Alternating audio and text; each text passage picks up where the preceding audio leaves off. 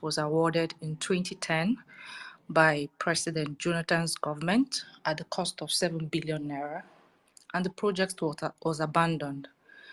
That the present government only want to continue to complete the project at revalued cost of 15 billion naira. What is your take on this, sir? And in reference to, let's make reference to especially the budgets that was put out there for newspapers for different government parastatals. What's your take, sir? Thank you. Well, that issue of the VP's house has been one in which have been called names by people, by the VP himself and by the minister, that I'm talking nonsense because I criticized it and I remain totally where on my stand that it is not a priority. It is totally not a priority. You see, I agree it was awarded in 2009, 2010 by Jonathan's government. But what makes a responsible government is that at the time you assume office, you should be able to listen to the people. Governance should be demand-driven. Listen to the people, look at the needs of the people, prioritize the needs of the people. In this prioritization, you might have to abandon what has already been started, looking at the priorities that you need to tackle as quickly as possible. In 2009, 2010, when that project was started, things were not as bad as it is today. If you recall, let me give you an example. In 2009, 2010, a bag of rice is 7,000, 7,500. Today is 60,000. So you have it 8 times worse. And remember, people's salary have not changed. It's a similar salary within this period. And then you have a situation where they have had 8 times increase just using bag of rice. A loaf of bread in 2009, 2010 is between 100 to 150 naira. Today, a loaf of bread for 400 gram is 1,000 naira. So you could see the change. Transport, if you're going from, say, Lagos to Abuja or Onitsha, where I live, to Abuja, in 2010, you're going to be paying about 10,000. Today, you're talking about 20-something. So everything, if you're those who can afford to fly, it was 15,000 then. Now it's 100-something thousand. So things have changed drastically. In 2009, I bought buses. Nissan buses that I gave, innocent buses that just in 2010, I bought them about 5 million naira. Today, those buses are selling for something, 50 million naira. So this has changed drastically. We have less than 70 million Nigerians living in poverty in 2009, 2010. Today, Nigerians that live under poverty, World Bank I just reported a few days ago, is 104. Multidimensional poverty have increased about 140-something. I can go on and on. You can't compare that time and today. Things has gotten worse. There's critical areas. Our inflation have moved from a single digit to now we're almost hitting 30-something because prices of food have gone up drastically. Unemployment in 2009 was about between 10-12%. Today, you have unemployment hitting almost 40%. You can see the situation you find yourself. Our GDP per capita have collapsed. Comparably in 2009, 2010, we were better than, we were at par with countries like Vietnam, even Indonesia, Bangladesh was below us, Philippines. But today they've also passed us. Things has gotten worse. So you have to look at your priority, reorganize your priority. You don't go and start doing things that you used to do when you have privilege of eating a buffet, when you have very tiny money to just buy yourself a very basic a la carte. So you go for it. We cannot be talking about building a new house now for somebody who already have a house or renovating a house, like it's in various budgets where we're renovating houses, not even in Abuja, in Lagos, in this and that and that. You don't need that. If a president or vice president of Nigeria visits Enugu, Lagos, anywhere, for God's sake, if there's no place for him, he will stay in a hotel. When President Obama travels President Biden travels from Washington to New York, he stays in a hotel. Not even in Abuja, in Lagos, in this and that and that.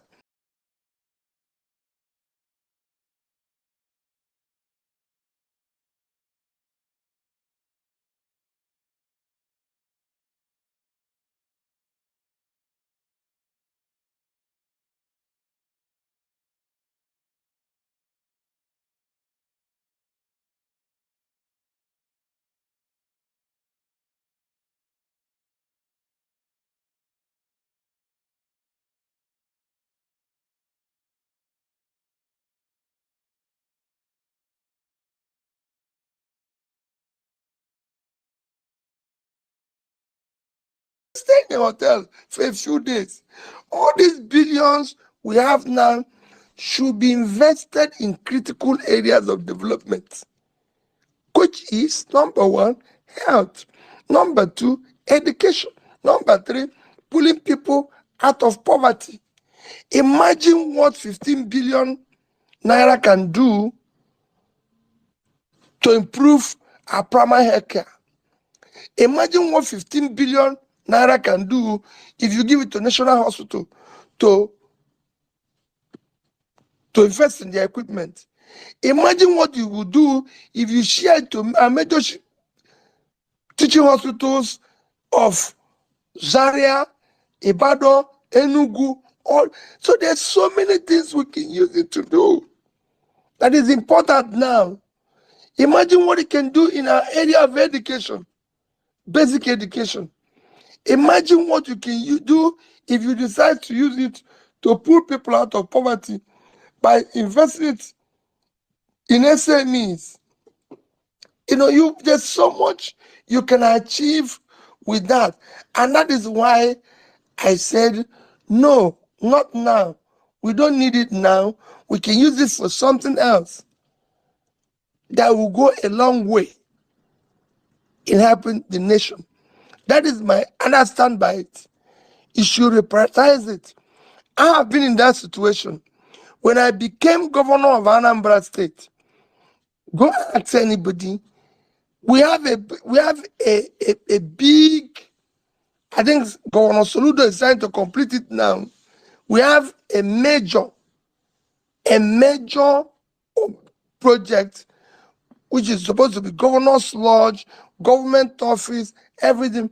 When they brought it to me, I said, listen, we can't embark on this for now. We have critical things to do. I recall telling somebody, because within 1 month I became governor, Nigerian Legal Council shut down our faculty of law in our state university. And I recall telling somebody, look at it now, our faculty of law is shut down, and you're talking about going to continue building that lodge. Now, since there's none available, I'm going to renovate what is there presently, renovate the office that is there presently, and go ahead aggressively and see that all these facilities are there. I built that faculty of law, which again will require improvements as time go on. I built it under 1 year just to make sure that those students were not thrown out of school. And there's so many other things that was happening then that we needed to do. We needed to do some critical things, including opening up rural areas so farmers can sell their goods at a better price and everything. Than going to talk about accommodation, renovation, and buying vehicles. So that's what my criticism. And there's so many other items like that in the budget, which, like I said, I'm taking the budget one after the other. Okay, thank you very much, Your Excellency. Before we proceed, I would like to appeal to everyone here. Please do well to share this space on your various social media platforms, Facebook, Instagram, everywhere you belong. Do well to share this space. The more, the merrier. Let's get more people in here. So I'll pass the mic over now to Gloria to ask her question. Thank you very much, Ms. Pearls, and thank you, Your Excellency, for addressing the elephant in the room. We all know about the drastic changes in the economy. It's no secret that Nigeria is currently grappling with a series of unprecedented economic challenges. Now, some experts have even stated and claimed that Nigeria is on the brink of bankruptcy. If you were in the position of the president, what strategies would you have implemented to navigate these difficulties, Your Excellency? But even the present government said they inherited bankruptcy. So it's not just some experts. Everybody have agreed that we're bankrupt, and everybody knows we're bankrupt. If you're going to use almost 100% of your revenue to service debts, what else you need to know that you're bankrupt? First is that a bankrupt person has to behave like a bankrupt person. And the first thing you do is to cut your cost. You cut your cost. You do things that shows responsibility of going through difficulty. The way we're going today is not the way somebody who is bankrupt or near bankrupt should be going. I've said it repeatedly. The cost of governance in Nigeria is criminal. There's too much waste. Those wastes have to be cut off. And you've seen me complaining it, whether it's going to United Nations or going to COP in Dubai or doing this. All these things people think is it. I'm saying this because I practice it at a lower level, subnational level, where you have difficulties that you have to manage your resources more efficiently. Ensure that you invest more in productive area in order to be able to manage your situation. Today we're borrowing money. A country in 2007, when President Obasanjo became president in 1999, Nigeria was owing about $29 billion. By the time he left, we were down to below $2 billion. Today, our dollar debt is about 47 billion. And then you have, by the time you add the local currency, we now have almost 100 billion debts in our hand. And we're borrowing more. And you're borrowing this money. The reason why all this borrowed money is not giving us problem is because we didn't invest it. We didn't put it into critical development areas. It was for consumption. So for me, the first thing to do is to apply the brakes on this consumption completely and focus on ensuring that all borrowed money are used in critical areas of development that is productive, that will impact on growth. Because that's the only way you can start turning things around in order to be able to generate more revenue, service these debts, reduce it, and everything. So for me, first is that we have to cut aggressively cost of governance.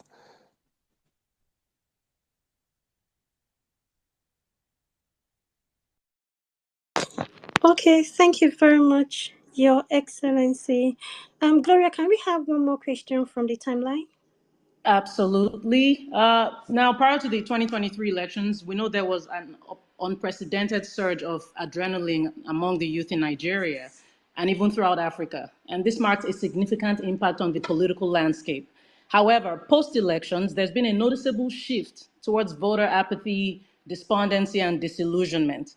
And this brings me to a question from somebody in the audience at Lord Tyrion 4. He's asking, Dear Peter Obi, how are you going to revive and sustain the interest of first-time young voters in the electoral process given the last elections? What do you expect Obedience to do? Are you setting up a system to sustain and build momentum? Thank you very much. What I'm doing, let me just say it. I wish this is something where I'm speaking to them in video and everybody can see me. And it's just to say to them, I'm kneeling down and begging you, don't get disillusioned. That's what they want to achieve. What they want to achieve is that we get disillusioned and walk away, and they'll be happy. We will continue with what we're able to achieve. In no time, we'll dismantle this criminality. We will be worse off for it. The monies your country is borrowing today, you are the one going to pay it. Most of us who are borrowing it are in their 70s and 80s. If you look at bonds Nigeria is issuing, there are bonds that will be payable 2046, 2048, 2050, 2060 something. None of us will be there. So this is a time from what you have achieved. This is time for us to stay together, sacrifice more. If I tell you personally what I go through, you will say to me, why do you want to continue this? Every single day, I'm going through one form of harassment, intimidation, everything. But I say to anybody who cares, no, there's no way we can abandon this. We must, for the sake of you, the young ones, for the sake of our children, for the sake of humanity, please, I'm kneeling down and begging you, we will stay together until we dismantle this criminality. Nigeria can be one of the greatest countries on the surface of the earth, just like it's all over Africa. But you cannot continue with the leadership we found ourselves today, where people do not care. There's no other country where you have over 50% of its population living in poverty and its leaders are still behaving as if things are normal. We're in a crisis situation. So do not walk away. Let's stay together. Of course, for me, be rest assured, I'm committed to it, and I will be moving around. We've started talking now. I said that beginning next year, we'll move around, say thank you to people, find people where they are, be able to say thank you, and be able to encourage them. I know the journey is difficult. I know that we are starved. I know that we're everything, but please, let's continue. Thank you very much, Your Thank you Excellency. very much, Your Excellency. So, guys, before we proceed, I would like to make an appeal again. Please and please and please, we have almost 7,000 people here, over 6,000 people actually. Please do well to retweet this space. Retweet this space right now. Let's get more people in here. Retweet, retweet, and retweet the space and share the link to other social media platforms you belong. Thank you, guys. Please retweet the space. Your Excellency, thank you very much for all your wonderful response to the questions. My next question has to do with Labour. So, how do you intend to reform Labour Party? Because right now it just feels like Labour is like every other political party. So, people feel like the old order needs to be dismantled and a reform needs to take place. So, how do you intend to do this? Thank you. Well, let me tell you on issue of labor. You know, Labour Party is I'm not directly in control or running Labour Party. I'm just a member of Labour Party like every other person is. Like every other person is. Like every other person is. I'm just a member of Labour Party. I'm not running Labour. I'm not the chairman. I'm not a member of a national working committee. So I don't even have a vote within Labour Party. I've seen people who said Labour Party that if P2B cannot manage Labour Party, how can he manage Nigeria? And I said to them, I'm not in charge of Labour Party. I'm not the chairman of Labour Party. I'm just a member. It has nothing to do with issue of my office. If I'm the president of Nigeria or governor, or like when I became governor, I was in charge. I was able to say, these are my commissioners, these are the things that I want to do. And I went on and did them. In Labour Party, I don't have that type of powers. Everything that happens in Labour Party is done by the managers of Labour, which includes the chairman and his team. But let me tell you, and I'm appealing to people, Labour Party is not our problem. I have passed through party. When I joined APGA, when I was governor, nobody knew anything about APGA. It was just a small party. When we were in court, we had a problem. People were saying the same thing. If P2B cannot deal with APGA, how can he manage, if he cannot unite people in APGA who are quarreling, if he cannot solve it, how is he going to govern Anambra State? When I became governor, it was a totally different show. APGA was not the problem. It became Peter Obi managing. For example, if today I was in government, Labour will not tell me how to cut costs. They will not tell me, they will not say, oh, we're going to pursue this policy in education. They will say no.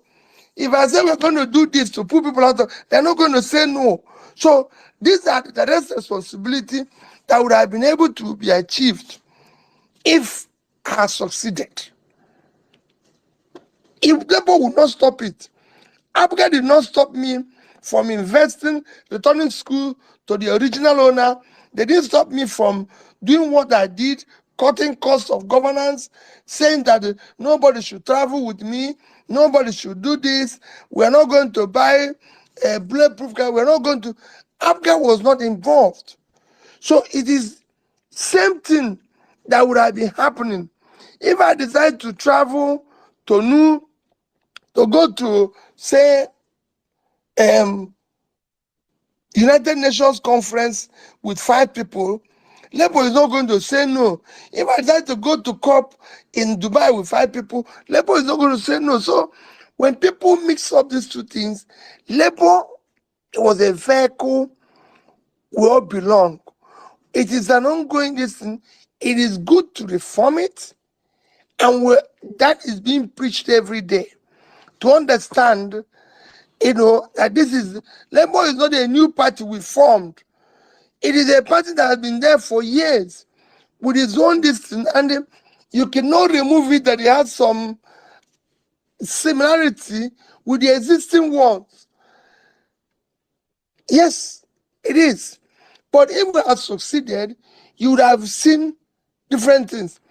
Change comes from a little number of people. If you look at when we are campaigning, you could see faces that are not traditionally partisan. The likes of Atedo side, the likes of Pastor Tommy, Aisha Yusuf, all these people. So it was like bringing people who have like minds and saying, if we succeed, we would have been reforming the country, reforming labor, reforming everything. But like it is an ongoing process. But I don't want a situation where people think, that we must fix labor now in order to get to where we're going. It is all the same ongoing process. Where it is people, a lot of people who supported us, who are obedient, who believed in what we are doing, we're not members of Labour. We're just trying to attract them to enter Labour. And again, if all of us enter Labour Party and everything, we'll be able to again change that situation. I've seen people say, Labour is not winning local elections, and because it's not winning local elections, how is he going to win national one? How is he going to do this? Let me be honest with you. I've urged people to vote the best candidates in any party where they are. To best the best candidate. And I've always said Labour management, NWC, you must try to have the best candidates in your primary. I, Peter, cannot control it. If we go to, say, Anambra State, where I am from, to choose who will be our gubernatorial candidate, I have only one vote. I cannot say it will be this person or this person. If we go to Nasarawa State, I don't even have a vote. So you can only talk to people, say, let's elect the best candidate. But that does not in any way say that because we don't have a good candidate, say, in Nasarawa or in Sokoto and everything, that Peter Obi will not be able to do the right thing as president, or people should not vote for him. The purpose of the idea of democracy, like it happens in every other country, is that for every election, you look at who is the best candidate for the election, and you vote for the person. When I was governor of Anambra State, I governed with 30 members of House of Assembly that were not from my party. Local government people, when I started, were not from my party. Eventually, they became, because our names they became appointees. But when they were there, when I came, they were not from my party. But I worked with them. The House of Assembly people, I worked with them. And I achieved the results we achieved. And the same thing, if I have 36 governors today who are not from Labour, and I'm the president, I can tell you, I won't even notice them. The programs will unleash. They will be working hard to join. Because by the time they see, the people see what we're doing, which I continue to say, they will join. That's what happened in Anambra State. The House of Assembly people joined when they saw, initially, there was a few disagreements, which even led to my impeachment. But when they saw what I was doing, everybody, in fact, they became my apostles. If you ask them, I recall one of the prominent PDP governors asking PDP speaker and everything. I said, how come 30 of you will always agree with Peter? He said, until you come near and see what this man is doing. Same thing that is happening here. I'm saying let us remain focused on our goal, which is to ensure that the right leadership and the right things are done in our country, Nigeria. Thank you very much, Your Excellency. So, guys, before we proceed, I'm going to appeal again. Let's keep retweeting this space and sharing as much as possible to other social media platforms you belong. Also, remember to ask your questions using the hashtag Peter Obi Unparalleled Facts. Only questions asked using this hashtag will be asked. Only questions posted using this hashtag will be asked here. Moving on, I'll pass the mic over to Ms. Bolanle for her question. Your Excellency, thank you so much. I'm enjoying your answers. This question I'm going to ask is around the COP 2023 agenda. Right, so bearing in mind that Nigeria has not experienced the industrialization seen in the West, and knowing that our economy is driven by cottage industry and SMEs, is the push towards a zero carbon future by the West to the detriment of economies like ours? Well, I've answered a lot when I was campaigning and said all this will be negotiated based on our need and our development. We can't just go along with the West that have had an development that we have not achieved, that have put their people out of poverty, that are below 5% unemployment, when we know that the resources or the avenues we need to do that still needs to be developed and will not be achieved if we go along with the agreement.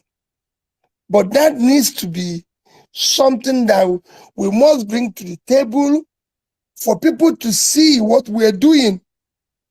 China and all this wasn't going along with them before. Today, they are doing very well and are beginning to be part of it because they could see the impact it's having on their own environment. We haven't reached there. We need to do something more. So for me, it would be something we need to be negotiating as we go along to be able to suit us, to be able to fight and improve our situation, which is non-critical. We cannot talk about people are hungry, people need food, people need job, people need this. All this, as we do that, we'll be able to say, well, listen, we agree with what you're saying, but we need to do this in order to get this. We need to do this while managing what will see make our own environment and the global environment better. We have to also be able to do the things that will make us exist. Thank you very much, Your Excellency. Please, guys, again, I'm going to appeal. We have over 7,000 people here, which is great. The number here is very great, but unfortunately, we have less than 1,000 retweets. That's not fair. So please do well to retweet this space. Retweet as much as possible. Thank you very much. So I'll pass the mic over now to Gloria for her question. Thank you very, very much, Miss Pearls. And yes, please, guys, let's retweet this space. Let's share. Let's not keep this space to ourselves. Come on now, let everybody know that Peter Obi is here with us. It's not every day we get this honor. Your Excellency, we know you're extremely popular. I'm talking global level popular. Yet there have been misconceptions about you and your political platform. For instance, considerable discussion regarding your financial dealings have come up, specifically allegations that you invested Anambra dollars in Fidelity Bank and even in your brewery. There have been allegations that you profited from these investments. Could you please clarify these claims and provide your perspective on this matter? Okay, thank you very much. Two things. One is that first is that no Nigerian, today we're talking about debt in Nigeria. No Nigerian governor ever that I know, maybe there is, that have been able to save $1. $1. Nigeria itself, you heard what the international financial institutions have said about our reserve. That our reserve doesn't even exist. And we're owing $47 billion today. So I want us to start from that premises. And there was no law that compelled Peter Obi to save. No law. In fact, if you go and read my 3 points why I was impeached within 6 months of being in government, it was about all the things I'm talking today. And it is important that I always repeat it for people to know. I was impeached for 3 items and thrown out of office. Item number 1 was my own office. There's an approved budget when I won the case in court against Dr. Chris Ngige to become governor.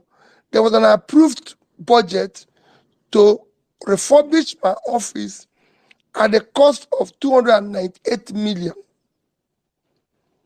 I did everything with 43,200,000.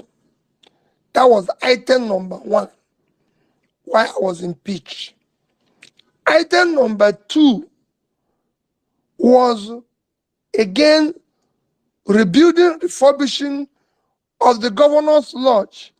These 2 office and lodge were burnt because there was an issue, disagreement between Dr. Chris Ngige and some other groups, and they burned these 2 offices. So there was no governor's office, there was no governor's lodge there. I became governor. So, but there was a budgetary approved budget to renovate, to rebuild, renovate the office and the lodge. That of the lodge was 486 million.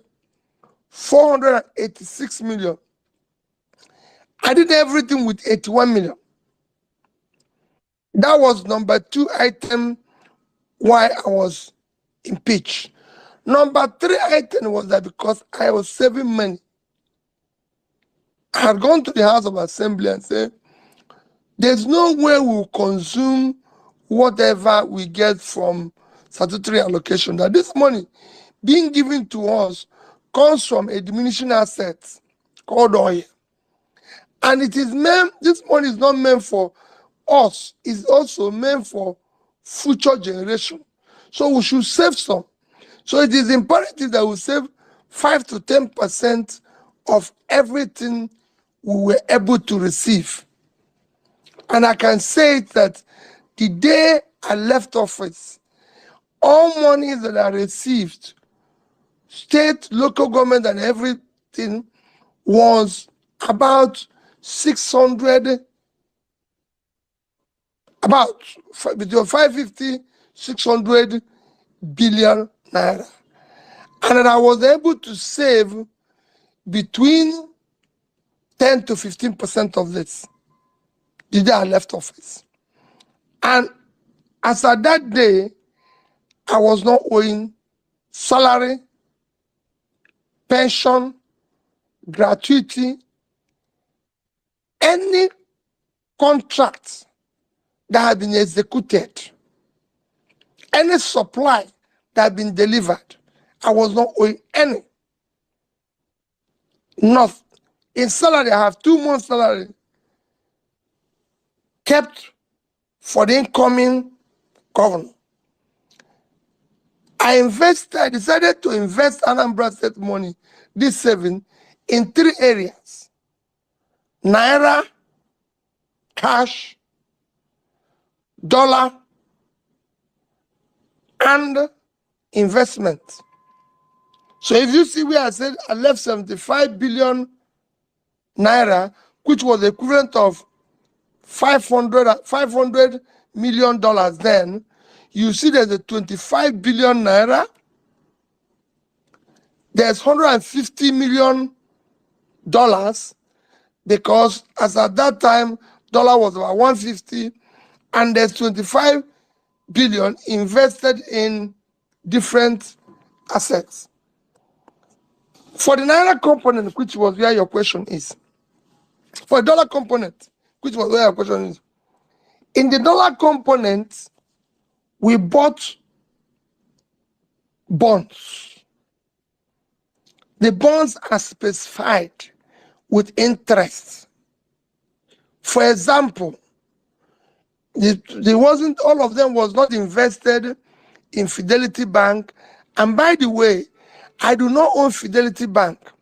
Fidelity Bank is owned by, they have a total of 500 and something thousand shareholders. Because I passed through Fidelity Bank, owned their shares and was chairman, everybody said, it's your bank. No individual owns bank. So other people are involved. No bank in Nigeria that I know, maybe I'm wrong, that one single individual own more than 20%. Maybe there is. So I do not own Fidelity Bank. But that is by the way, that's a story for another day. I did not invest this money, $150 million, in Fidelity Bank. Access Bank of Nigeria, I invested about $50 million. And they're all in bonds. Those bonds, their yield were clearly indicated. Nobody, not me, not anybody, can benefit from those bonds, because their yield are clearly indicated. The next bank is Diamond Bank. Diamond Bank, again, the yield is indicated. It's about 7% or so. It's clear. It's documented.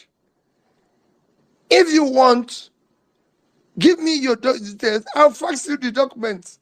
You will see the yield are there. So it's not something, it's an open thing. Number 3 is Fidelity Bank. Again, in each of these is $50 million. And we have a law backing it, calling it Future Generation Fund. If those monies were kept today untouched, without adding 1 kobo, without adding $1 more, it would have been now about 270, call it between 270, 290, even up to $300,000. Imagine if Anambra State today had $300,000 million. Imagine if they have today $280 to $300 million at almost 1,200 per dollar. They will be sitting on 360-something billion naira. No other state has such. The idea was that we were saving money. I recall listening and reading with joy that Soludo signed with Afro-Exim Bank for them to support Anambra State, which is going to be a loan with $200 million. I recorded it with joy. And I asked myself, imagine if they didn't touch the one I saved, and it's about $300 million now, and Anambra is able to get additional $200 million, combine it, it'll be $500 million, because our target is that if they continue to save at the rate we were saving, by year 2030, Anambra would have had about $1 billion. And I will use 50% of it to support SMEs and unleash SMEs drive for exports. That's what happened, whether from China to Indonesia to Vietnam. It was a clear study when we started saving it. And we know where we're going. But that is the story for another day. So, my dear, I did not in any way benefit from it. I saved the money, and let me tell you what I usually tell people. When they were accusing me of that I saved the dollar and took the interest, and I said to them, I wish every leader in Nigeria since 1960 actually saved the capital and took the interest. The amount of money we would have had today, we wouldn't know what to do with it. Nigeria would have been sitting on trillions of dollars if people had actually taken the interest and saved it. But Nigeria is a place that, because it's a criminalized entity, when you do what other people are not doing, what they will be doing every day is to make sure that even that good you did is rubbish. Why will you do it? So instead of celebrating the fact that Peter Obi did not borrow money, Peter Obi did not do this, remember, they now say, oh, he didn't do anything. But I said, but I was number one in MDG. I was number one in education. I won the Bill Prize in health. I was number one in this. I was this and everything. So look at what we were doing. I won certificate for building the best rural roads, which improved farmers to bring this in. And if you come to the same Anambra State, you will see it and ask the people, they will tell you. Which is why in an election like it was last time, I can get 96%. Go to every school now, they will tell you wherever I pass. I was in a school in Imo State just on Thursday morning. The principal of that school told me, he said, I was in Mercy Girls in Umoji when you visited us and gave us bus. And told the people that I visited their school at least 3 times. Mercy Girls was not a public school. It was a school owned by the Reverend Sisters. Yes, he said I visited 3 times and gave them bus and computer. That's what I was doing in every school. But they will tell you, oh, Peter Obi did this. Oh, Peter Obi. But that money that I saved is there. Who else did so? Nobody. But they will gang up and say, oh, he profited in it. He invested it in brewery. In brewery, let me clarify it to you. The brewery today is owned by the biggest, the world biggest brewer. They own about 90-something% of the brewery. The entire entity put in Nigeria, which includes Rivers State government, Anambra State government, I think Osun State, don't even own up to, put together, don't even own up to 6%. So how could he have been my brewery? So when people talk, because we're busy attracting this, we had as a policy when I was in government, anybody that wants to come to Anambra State, any foreign entity, we will take 10% of his company as investment to support them, will help them to build road to their facility. Today, that facility, in terms of tax, is number one in Anambra State. Nobody's talking about it. Nobody's talking about those who are doing distribution, those who are making a living from it. It is to say, oh, it belongs to Peter Obi. I can tell you, you can go and verify if in any way in the past, I left office 2014. Let me say, in the past 5 years, maybe when I was this is but from 2019, 18, 21, 22, 23, where there's any way that bill will pay Peter Obi 1 naira. 2019, 22, 2020, 20, so you can go on and see it. So the people will say, oh, Peter Obi did this, Peter Obi did that. Because they is a gang up of criminals. How do we stop this one person who is trying to preach and do the right thing?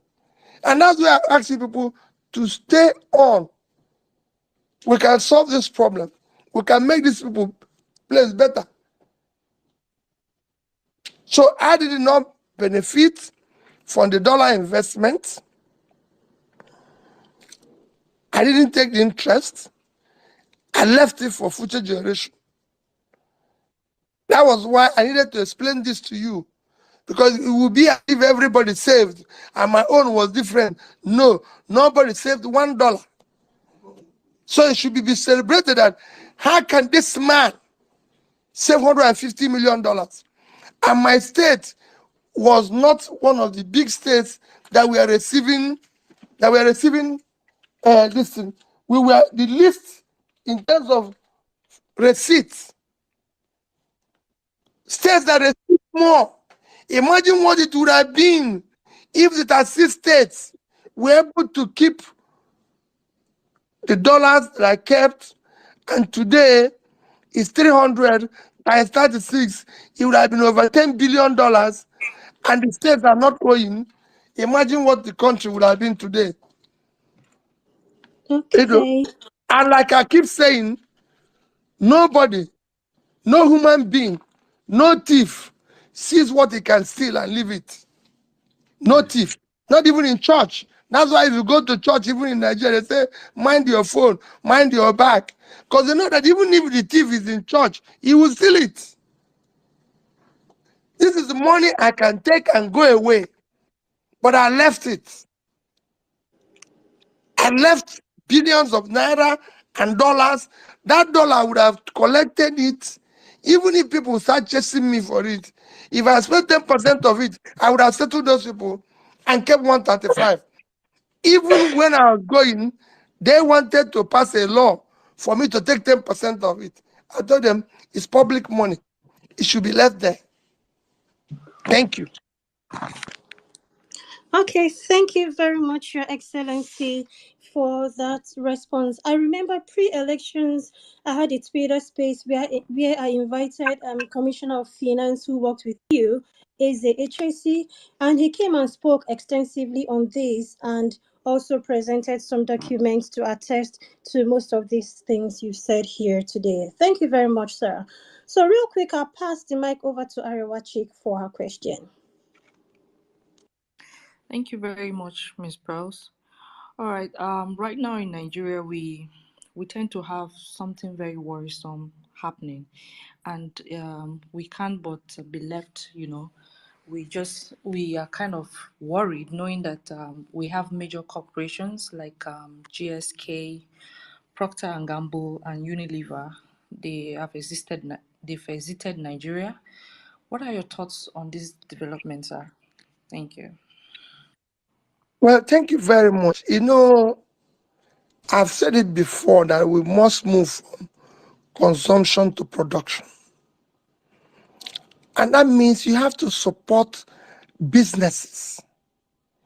Businesses thrive in a conducive, business-friendly environment. Businesses thrive in a conducive environment. Businesses thrive where the disposable income, so people can buy their goods. My sister, 15 years ago, P&G, in their global body, took Nigeria as a country of strategic importance and built a world-class distribution facility in Abara. And for them to abandon it today takes a lot, because things have collapsed. When I answered about who was the person I was comparing 2009 till date, it was very simple. In 2009, 2008, when they took this, they saw a country that was growing at 6-7%. They saw a country where things were getting stronger and better.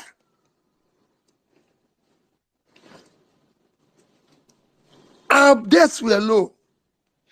There were disposable income. The people who were able to buy items today, from studies, I even read one for less than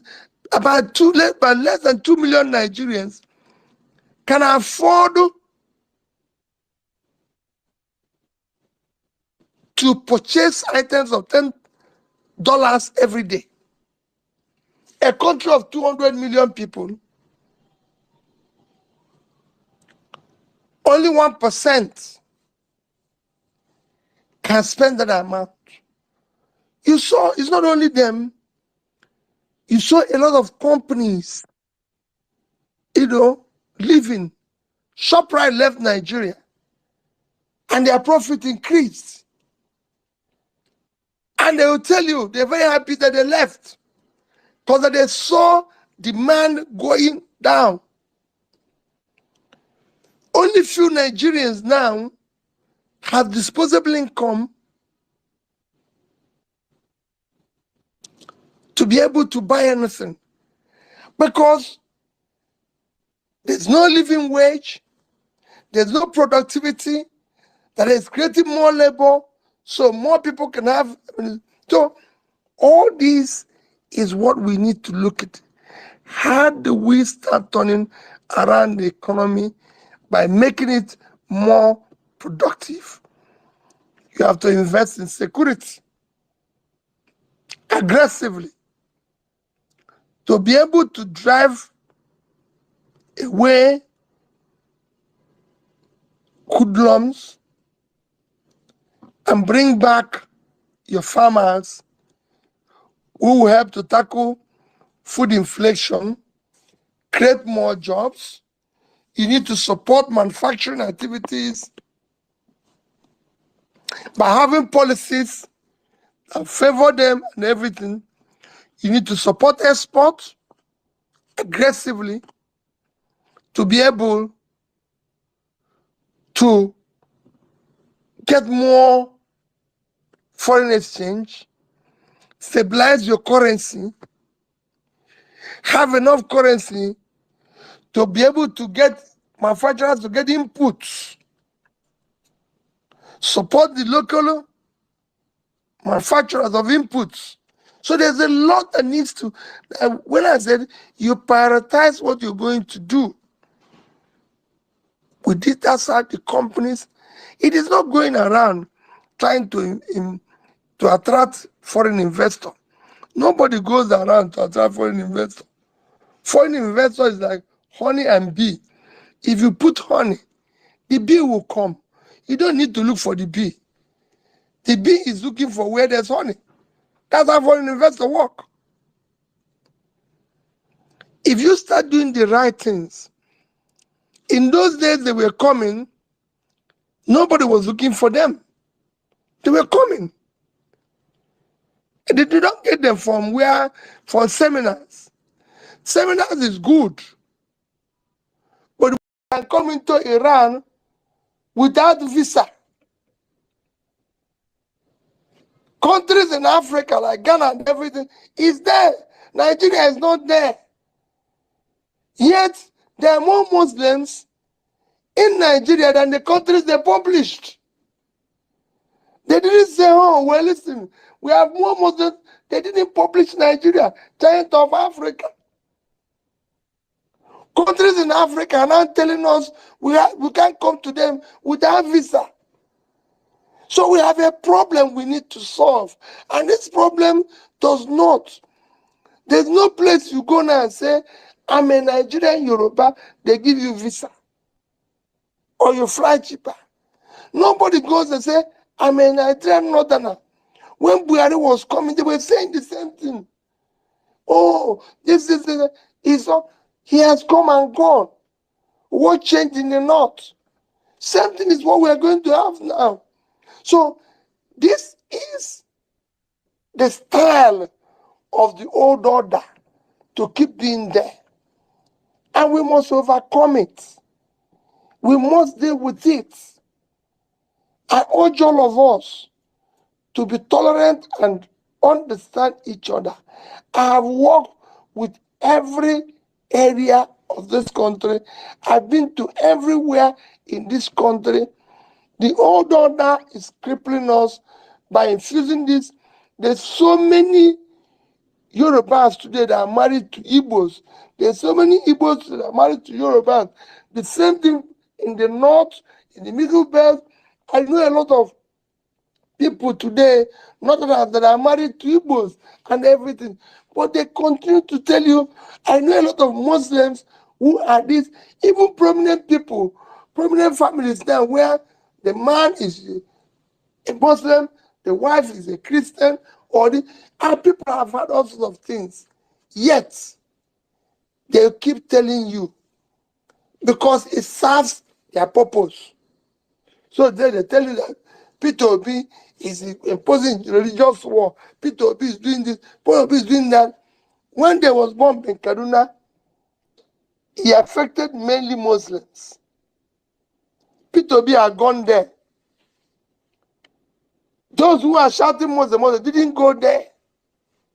They didn't go. But they will be the first to shout and tell you it's about Muslim. When I was campaigning, I went to everywhere.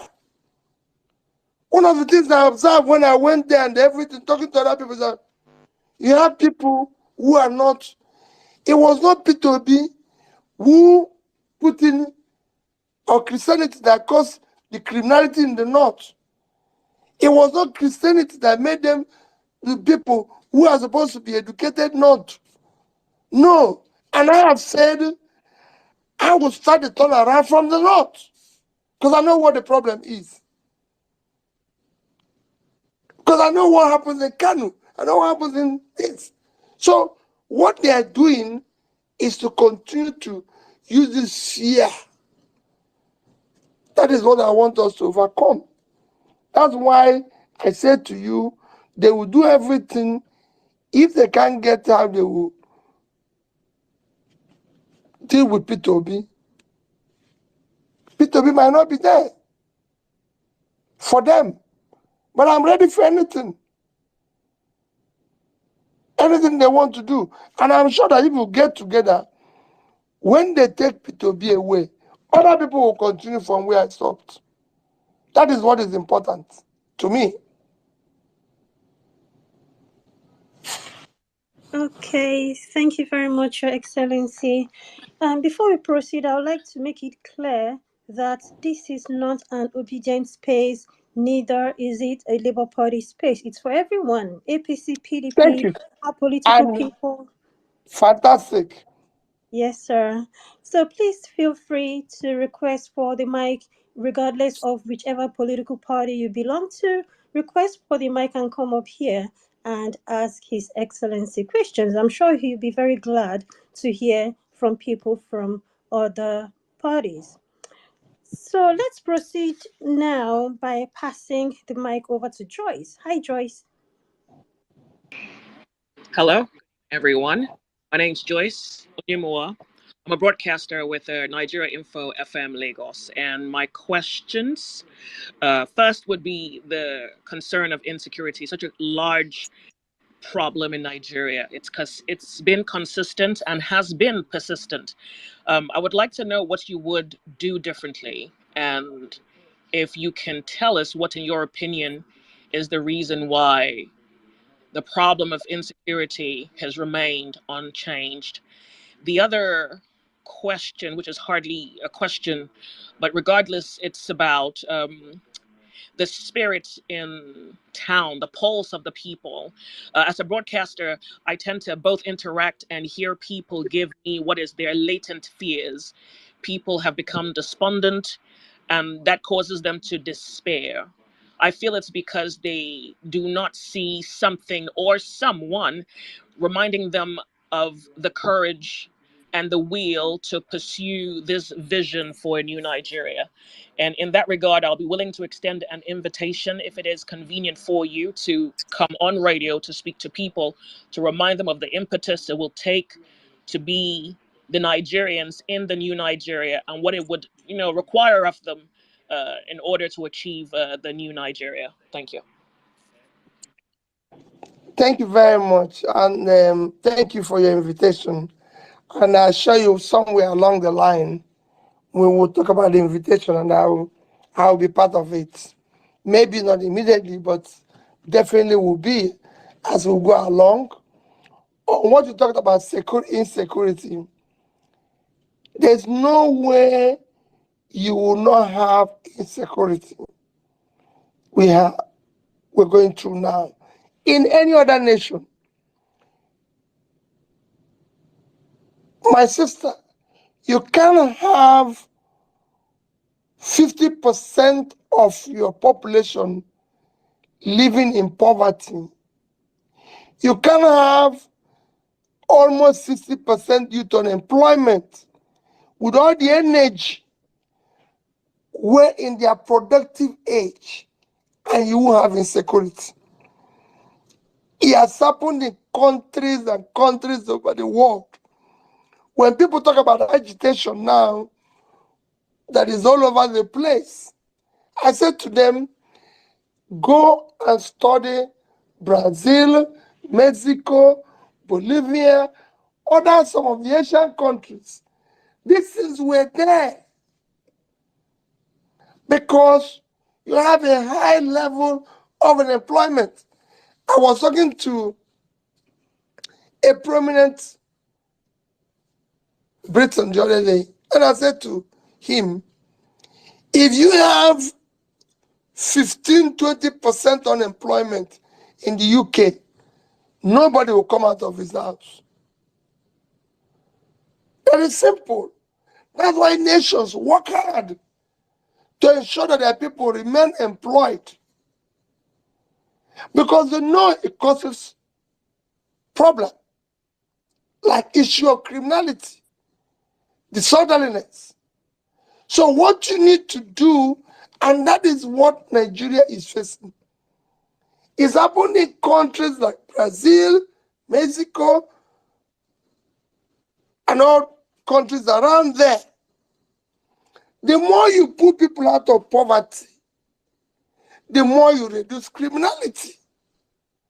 There's a time every Mexican wants to move over to America. Today, Mexicans in America are going back to Mexico. So you could see. So it was Brazil and everywhere. Same thing in Asia. Indians are going back to India to make money. Indians become authority here today. Indians have become this. So it's Vietnam. So it's Indonesia. Today, Indonesia health setup has become exemplary.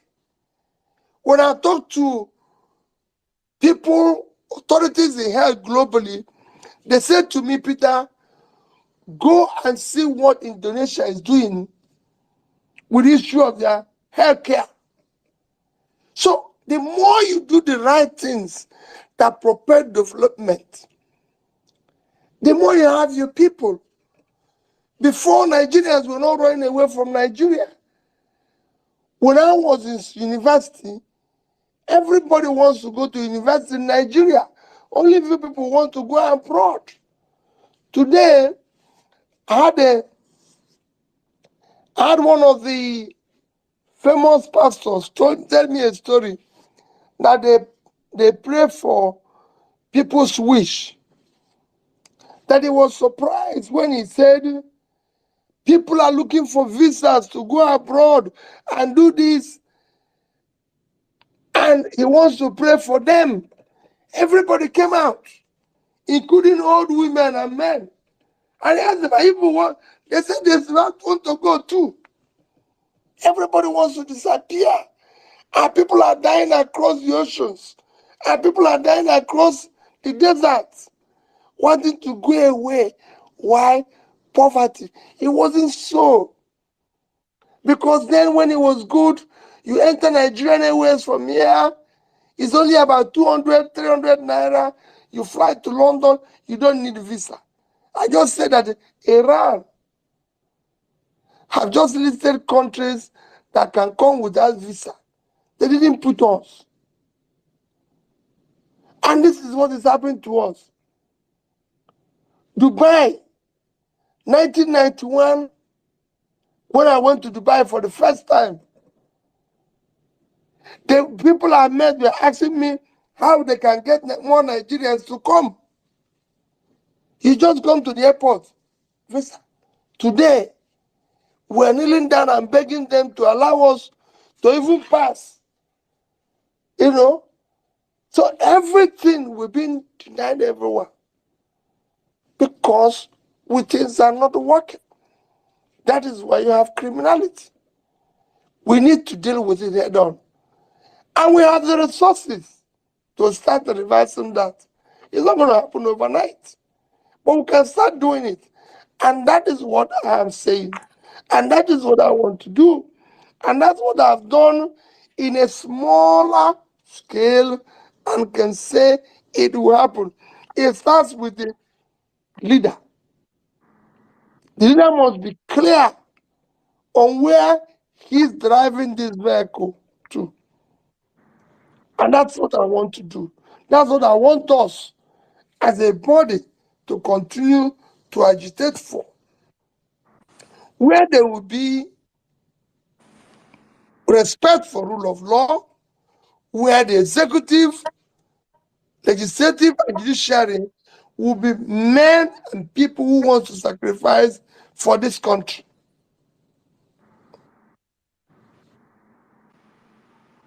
Okay, thank you very much, Your Excellency. So moving on real quick, I'm going to take a guy right now. Let's go over to Indifreke. Hi, Indifreke, how you doing?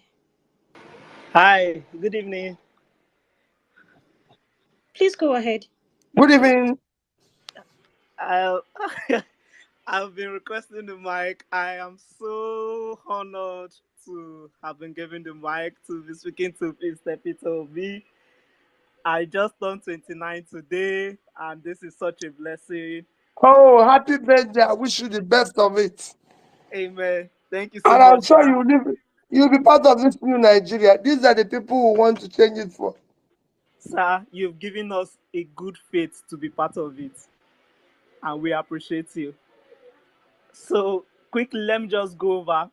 For one, each time I look at my country, I look at what the future holds. I'm reminded how resilient you are, how intelligent you are, how smart you are to overcome what looks like loopholes, the kind of things that are set up, maybe to seek your downfall, to set you up, and all of that. And men, sir, you are so blessed, and you give us great inspiration to know that we can transform this country. Everything is possible. I won't lie, I'm still always looking out to wondering what can we do. So this is practically my question. Already this is my age. I'm smart. I'm business minded, and all of that going on, and as much as many other Nigerians. how really should we begin to act? We, like myself, I'm very hopeful, and I don't know how long I have to be hopeful, but because of men like you keep us spending.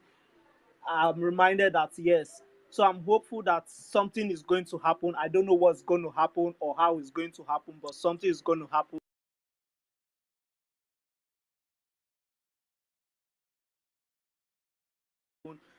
But in the meantime, while in the tunnel, how can we live and gradually take our? I think one of the mantra you really put in through taking back Nigeria is the idea of not doing it in the same manner that we are trying to eradicate, which is, rigging, fraudulent acts, and all of those kind of aspects.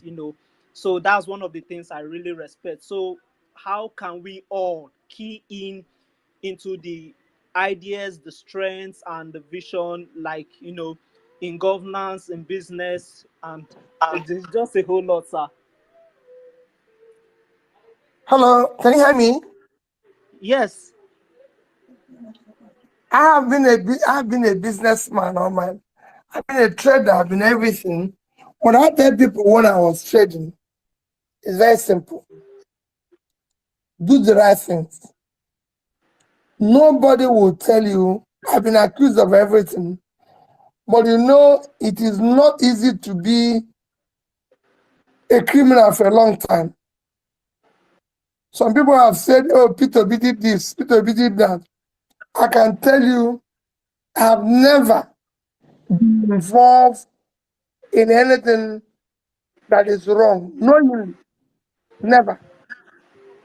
I have never. I've tried to stay within what is right, do what is right. I try to stay close to God. I try to do things with fairness to everybody.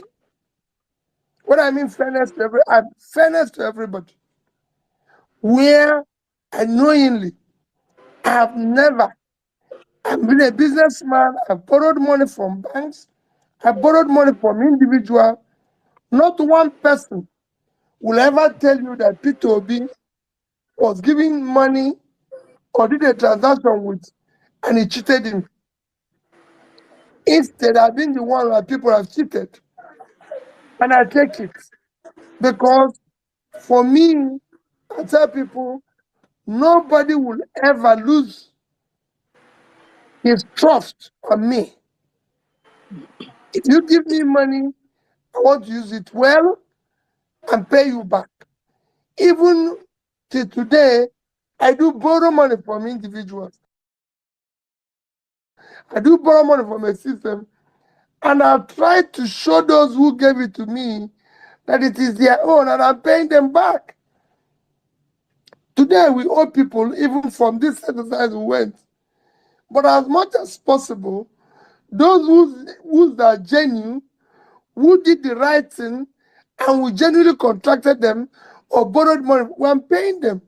Whatever we can get, wherever we are. Even those who represented us legally, I said to them, I'm owing you. It is my responsibility. I'm looking for what I can do to get money to pay you. But I'm not going to say because this is my condition or this is my situation, I'm going to do the wrong thing. No. Capital, no. I'm not going to jump and say, okay, these people are going to give me something, this and everything. No. People, I can tell you, the offers I get today is mind-blowing. On the other way around, for refusing the offer, what they want to do to me is also very frightening. But I'm ready to go through anything. And I can keep telling people say, oh, Peter, you put your life on the side. If I die at 60 something, I didn't die a young person. Some people died in their 20s, 30s, and everything. And by the basis of God, I have kids who are now graduates and doing their own thing. So if I go, fair enough. As long as I don't deviate from this what I set up the day I decided to get involved in government. I'm happy that my experiment in public life, nobody will say, oh, he was involved or took any failed bank money. My involvement in government at the lower level, it didn't happen. And at this particular level I'm seeking today, what I want is God to use me and all of you to change this country. So sacrifice. That's what I can tell you. Do the right thing always in your own small way. But once again, happy birthday. May God Almighty that have been with you all this while continue to bless you always. Thank you, Your Excellency, and happy birthday in the Freke. So real quick, let's go over to $1 Million Girl. Yeah, thank you very much. Good evening, Your Excellency. It's good to have Good you evening. in. Good evening. So you've answered a lot of questions, and I figured we've not even checked on you, sir. So I would like to ask, permit me to ask, how have you been since the Supreme Court judgment? Because I wake up every morning angry and very sad, knowing what happened and knowing that more or less they got away with it. Have you recovered psychologically, Well, financially? that's what they want to achieve. They want to make you sad. I'm not sad. I just believe that the struggle continues. Yes, we've lost money. We've lost time. But let me tell you, the biggest part of our loss is money. But that is the least thing any human being can worry when you lose. We all came here with nothing. We're going to go with nothing. The only thing we're going to go is the impact we made in the society. Because that's the only thing that will be meaningful. It doesn't matter how long we are or how long we live. I was in a conference the other day and somebody said, oh, the government that made impact, those who are making impact in Rwanda, in Singapore, is because they stayed a long time. They were there. I said, no. Don't say that. How long you stay is not important. You can be there for a very short time and make impact. And I gave them an example of those who didn't stay long. I started with Mullah Muhammad in Nigeria. I said, when he became head of state, they wanted to build for him a presidential mansion. He said, no, let's use the place to build 1,004 flats, which is there today for civil servants. But instead, he worked from his house. He didn't say, don't kill it, but the impact is there. I gave an example of Kennedy. Kennedy didn't stay for the full 8 years that is allowed, but America still today make reference to Kennedy. But so you can stay for a short time, just like the same thing I say every day. We want a better Nigeria. I've lived in other countries of the world. I've lived in the UK. If Nigeria today is like UK and Peter is not present, I'll celebrate it. We want things to work. And for me, I'm okay. I'm fine. Be rest assured, let us remain cheerful. Let us remain who we are, because they want to depress us. They want us to feel pain. They want us to, everything that can happen to us to not to continue is what they want. That is why they are worried that how can this man still be running around after the election? He's gone to court. When I tweet now, they have hired thousands of people they're paying. And they're youths, women fighting for, they've hired thousands of them. When you tweet now, they come back.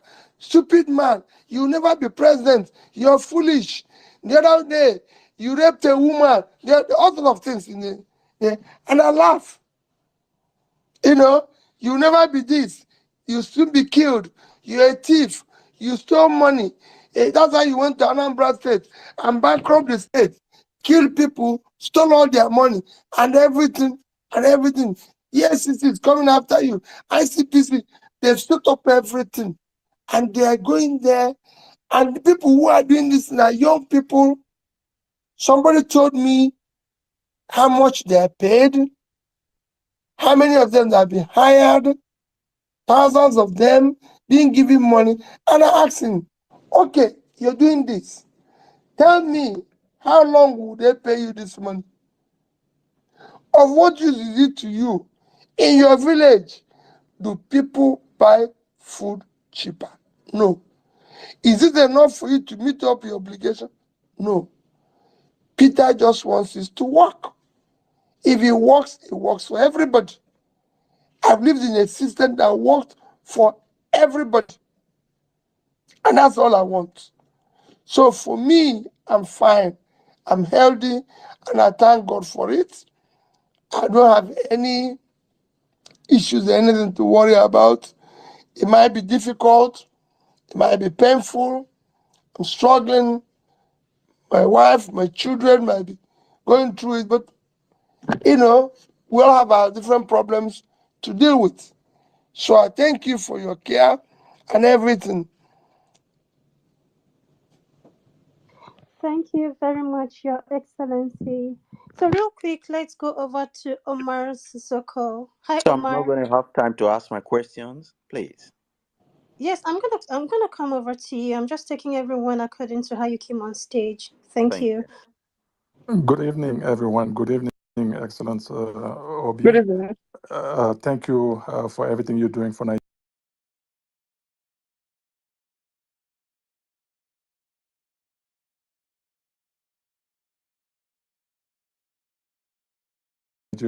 Excellent campaign you run.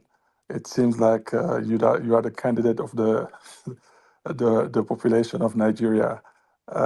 So you have my vote. I'm from West Africa, Senegal, Mali, and really you have the means and the capital, intellectual capital to heal the divide amongst Nigerian, because I think all Nigerians have the same needs. So you became president. It's going to be obvious that you'll be able to be the person to be able to unite all Nigerian. My question to you is: since the independence in 65 years ago, I'm from West Africa region, colonized by the French. To this day, most of the 14 countries of West Africa are using the CFA currency that belongs to France. So we don't have any monetary independence. The economy of these countries are really poor compared to Nigeria, compared to the former British colonies. And right now, Mali, Burkina Faso, and Niger got rid of France because France is just extracting. Basically, if I can use the word, excuse my language, France is just stealing everything from these poor economy. We have, for example, in Senegal, the principal candidate, just like yourself, is in detention right now. And we have election in February 2024. But he's the candidate of the population. But God willing, he'll be able to. We're fighting for him so he can be the next president for Senegal, and that's going to trigger my wish. I'm subscribing to your new Nigeria, but I would like to invite you to my new Africa.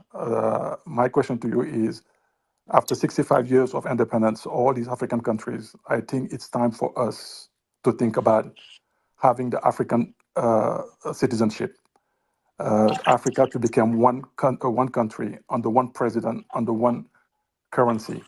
I think one country, one president, under one monetary policy.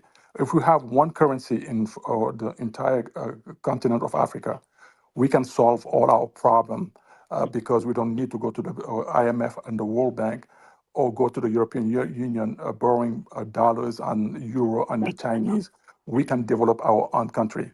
So my question to you is, how do you feel about the future of Africa being a federation under one president, one country, and one currency? Thank you so much for your Well, let me tell time. you, if you listen to my lecture in the Commonwealth just about 3 weeks ago, I was emphatic on it. While it will take a while of time for us to become a united country, Africa have no reason to be poor, because the only continent of the world that today you can say there's a future for development and creating that enormous is Africa. And Africa is so blessed.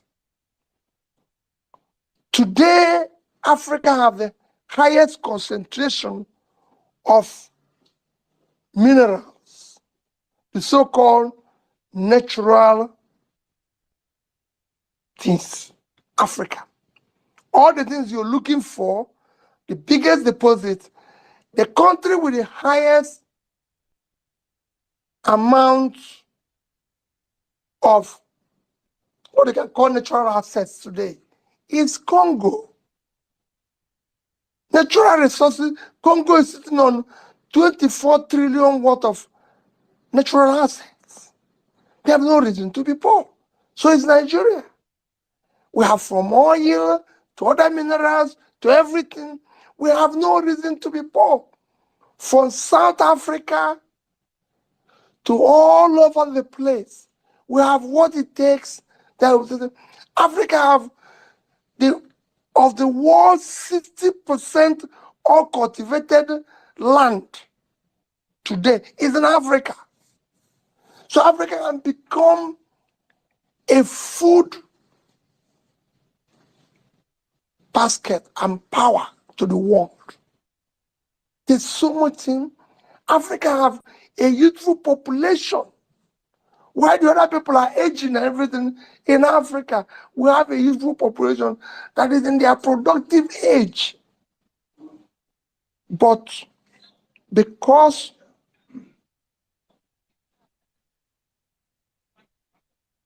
we have a leaders,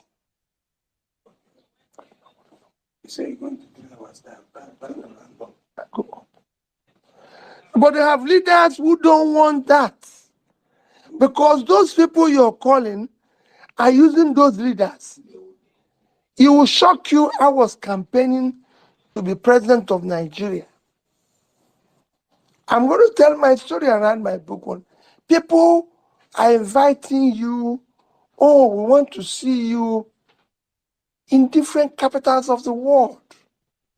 And you go there, people say to you, we're going to put in this amount of money in your campaign, but this is going to happen, that is going to happen. I said, wait a minute, you're talking about my country. You can't do that. Why are we going to be going to United Nations to complain or beg about what God has given to us? Our seas, our waters, our oceans are being occupied, and all the resources there are going to foreigners. Why are we not going to United Nations to complain about foreigners in our territory? Our natural resources are being mined so the things we need to do, and I can tell you, it will happen. We will start by making sure that people are the ones in charge, running our affairs. We might not be united, but I keep saying Europe is not one, Asia is not one, but they found the common reality that they need to work hard and deal with their own issues. And that is where we will start. We must come together as a country. We must be able to have peer review mechanism to be able to say to the African leaders, OAU, everything must work as a family. We must be able to look at an African leader and say, you're wrong. You shouldn't treat your people like this. We're Africans. We should be able to say, have leaders who will not be there forever. Should be able to have laws within Africa that shows, I've said in Nigeria, for example, and I continue to maintain it, we should have a 5-year tenure where you do not have to come back, because re-election have cost us a fortune. So 5 years, you go, and we rotate it all through our 6 geopolitical zones to be able to manage the problems within us and focus on voting the right people. People say to me, oh, no, I said, give me 5 years. I will show the direction that nobody can reverse. Because when people see that it's going well, if you want to reverse it, they will deal with you. In Anambra today, nobody can reverse what we did in education. Our education is thriving. Our health is thriving. If you go, when I started, there was no single school of nursing sciences. Today, we have about 8, and they're doing well. More and more are bringing up. In fact, other people are trying to now, I've seen 2 now coming up. So you cannot reverse it. If you reverse it, the people will protest. So for me, it's not about United Africa, because that will take time. The same people will come and disrupt it. So let's get people work. Let us come together first, separately as we are, and start doing things, start trading together, start showing each other, making sure that this after which we have assigned agreement is working, make Africa to become productive, produces, say goods. Today, trade within African countries is still below 10%. It should be more. And it's not something you talk about. It's about, again, having people who are competent to drive the process. Shouldn't just be 1 or 2. Should be all over Africa. Thank you. Thank Can I you have very much. one more quick question? I'm so Mr. sorry, Obi, Omar. I think you have a great chance, and every single election, it's going to take 4 years. I think you should start right now and put your team on the ground and get at it. And once you control everything and you have the presence, strong presence, I think the presidency will be yours, God willing. Thank you so much for your time. Thank you. In Nigeria, when you start on time, because it's too expensive, we're there. We're doing whatever is possible, and we'll continue to do so. We're going to pinch in. We're going to be helping out.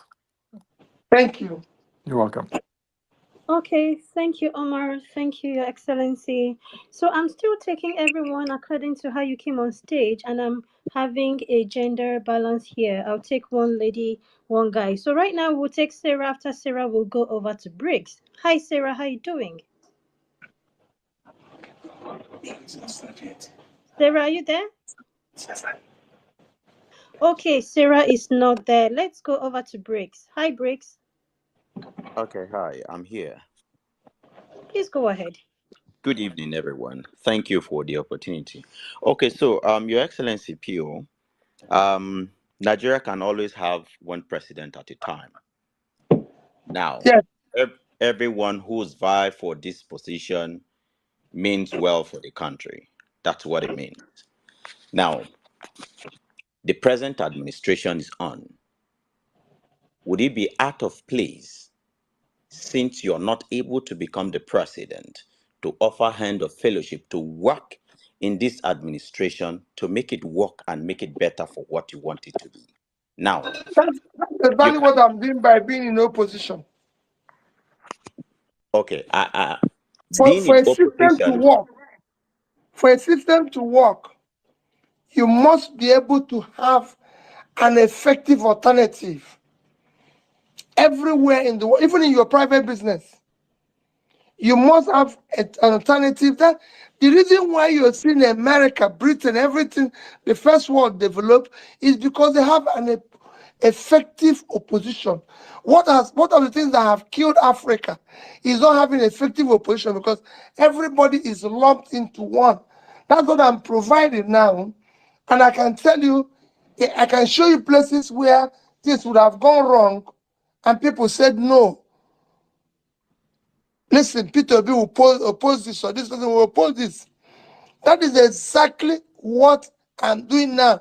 That's why I'm even advocating that we have to either go back to parliamentary system or have a near parliamentary system where whenever there is in the parliament anywhere, when it's presidential questions time or prime minister's question time, he answers it himself, not through subletting it to somebody we didn't elect.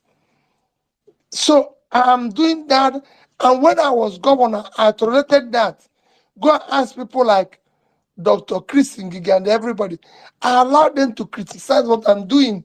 That's the only way to work. okay, so let me add to this, sir. Thank you. If you are herding the economic team of this administration, largely the economic team churns out policies that are people oriented and people friendly, Your Excellency, sir. If someone like you with your knowledge heads the economic team, trust me, whatever you want to do for Nigeria will be in place and it will be passed. So why not be in the ruling party and leaving the opposition now that it does No, not no, work? no, no, no. It would be wrong. It would destroy the system. Because let me tell you, let me tell you, a leader, what I'm saying now might look easy, but every leader has his own purpose and his own time. The people today, I'm not saying they don't have the best of ideas. Yes, they have a lot of professors, they're wonderful people, but I will not drive this vehicle called Nigeria the same way. When I talk about things that I talk about cutting costs and everything, my brother has been governor. It wasn't easy for a lot of my colleagues to do what I'm doing. I've also been, if you don't know, it's not just being governor. I've also been bank chairman in this country, where I was the only bank chairman who was not living in their land. I lived in a place called Festac. And I come to meeting, and I remember the bank telling me, you have to do this and everything. So people think I started this in if you go to the bank where I was chairman, Fidelity, go there, I turned down, said my pigeon will bring me here and I'll do this job and go. I did not borrow 1 naira from them for 1 day. I said, I am not here. We're here to manage people's money. So we have different lifestyles. What I'm doing now is what I want to do for the country to be good. And it is better where I'm offering it. And I've said it alternatively. When they do things, that's what makes a system work.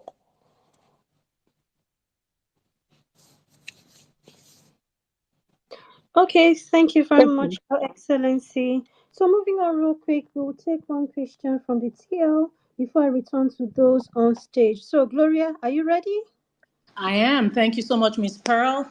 at Soltai 1988 says, "Sir, you have been putting out statements to counter most of what some may consider anti-people policies of this government, and this is really commendable. In a situation whereby the government continues in this path of bringing out policies that make life difficult for the masses, what do you recommend?" And now I'm But, paraphrasing. In what ways can citizens get the government to change their positions on such policies? well, again, that's what exactly what I answered in the last question. When we have effective opposition, I've now started even telling bodies like Nigerian Economic Summit, you can't continue to invite only people in government to occasions. Because that's what happens in Nigeria. That's what I'm going through now. I told you, if I want to come to a place, the people don't want to see you because they feel, hey, if you come now, you greet them. These people will see you. This is it. But if you go in societies that work, all the G7, G20 countries that work, is you invite people in government, you invite the opposition. So for us, what we need to do is to remain where we are and say, this is wrong. Look at in a few months, all of you are harassing labor legislators and say they are not doing the right thing. That's what it should be. Because you voted them for a purpose. Don't allow them to, after voting them, for them to go and say, oh, they didn't come there themselves. There was something they were offering and we voted them. There was something this government was offering and we voted them. They've told us that we're going to be 1 trillion economy, we're going to be this, we're going to be that, we're going to be this in the next few. That is what we want to see. If you know what, that's why we should be able to say, hey, that number of people that went to COP went there because that's what how they used to go. So when this happens, you say no. They want to build a house, you say no. They want to buy yachts, we say no. All these things are no because they're no. Don't tell us, oh, it's been there. Oh, there's nothing wrong in it. Like they used to say when the question about yachts, they say, somebody used to, a governor used to own yacht, a governor used to own plane. That was when things were good. Today, we can no longer go on that way. We can no longer afford that type of lifestyle. It is no longer visible for us to do things like that, and it must be stopped. So that's where we are. So we continue to say things are wrong when they are wrong. That's what we'll continue to do.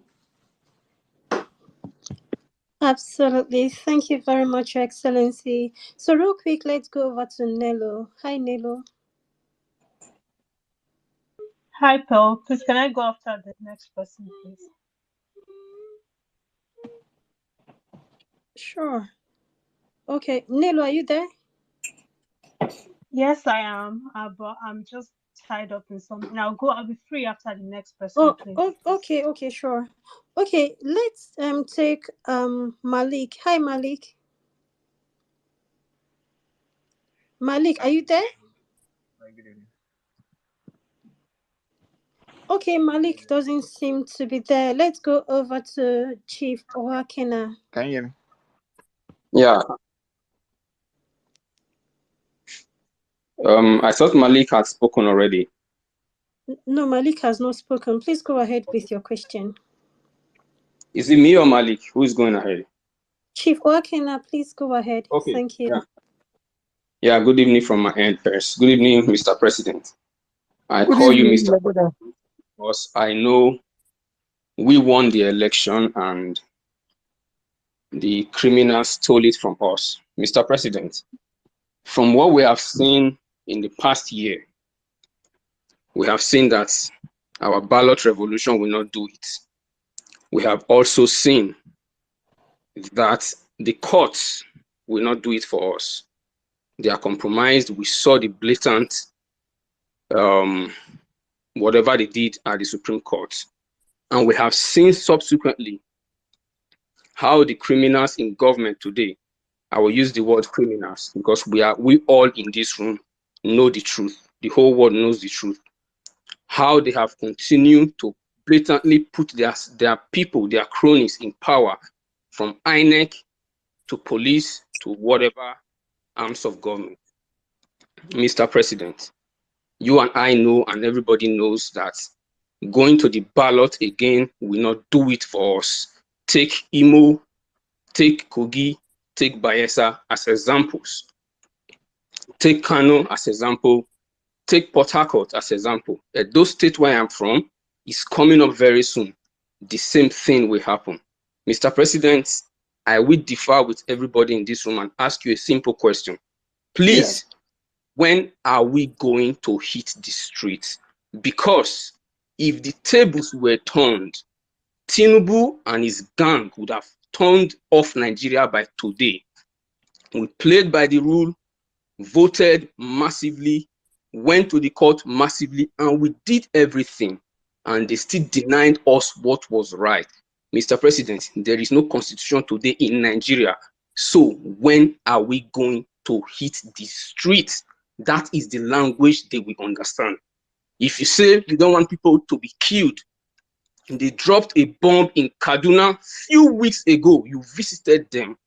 They killed innocent people over there. Across the country, people are being kidnapped daily. Coppers going to Zamfara are still in captive for over 4 months, if I'm not mistaken. People can't feed across Nigeria, Mr. President. When are we going to hit the street? That is what they will understand. Because we won the election. And as I round up, Mr. President, you made a statement that people from abroad were calling you, trying to cut deals with you on how to govern Nigeria. We know they don't. I'm so sorry to interject, Chief Owaken. If you don't mind, can you please go straight to your question? The question is, when are we hitting the street? Thank you, Mr. President. Okay. Thank you very much. I know how you feel. I know the pain you feel. But let me tell you what I've always said. We are preaching the right things. We will not do it wrongly. I've always said that those who want to answer excellency must come through the excellent way. It will take time. It will look as if it's going to be tonight. But I will tell you, it won't be too far. We are going to do it the right way, and we're going to get there. We're going to do it the right way, and it's going to get there. The people will be with us. They will come to an end one day, because there are things I cannot tell. They're coming to an end because hunger, everything, because they can't do it. We're not going to. I have said to people, if you hit the streets, it will be worse. It will be worse for those you're trying to protect, because they are the ones who live in armored houses with armored cars, which I and you don't have. They live a sophisticated life. They are now using billions to refurbish themselves and everything. I said it before that coppers who genuinely want to serve Nigeria are now in captivity, and people are celebrating. People are celebrating, and nobody cares. They didn't mention them in their celebration. I didn't see their celebration mention, oh, these my people who are in captivity. I didn't see them show prayers or mention those who died in Kaduna in their speeches. So, please, let's not allow more to die. Yes, it might be language they will understand, but after more people have been killed and kidnapped and lots of excuse given, my pleading with you is that let us try to continue the same way we've done it so far. We will get there. Quote me anywhere. Okay, thank you very much, Your Excellency. So real quick, let's go over to Nello before we come over to Omega. Hi, Nello. Hi, Pels. Good evening, the people's president, the people's choice, Mr. Peter Obi. It's such an honor to be here today to speak to you. So, sir, my question is this. It's We an know that honor for me Nigerian, too. so we know that Nigerian politicians are ruthless. I mean, we saw what they did in the last election. And it's very nice to hear you speak and to hear your optimism, for the Nigeria that we want, the Nigeria that we deserve. But I'm just very worried, that we are dealing with, monsters, people who believe in holding on to power at all costs. And I'm looking at, what happened at the last election, and I'm looking at, the next election to come, because obviously for you to be able to effect any change of any kind, you need to be able to get into power. And if the conditions remain the same, how how do how do you get people to come out again, to put in everything, because it's like you do everything, you convince people to come out and vote, and they come, they even, some people give up their lives, defending these votes, and then the umpire just comes and do whatever they like, and they get the judges to declare them, and it's like another cycle of hopelessness. So how do we mitigate this?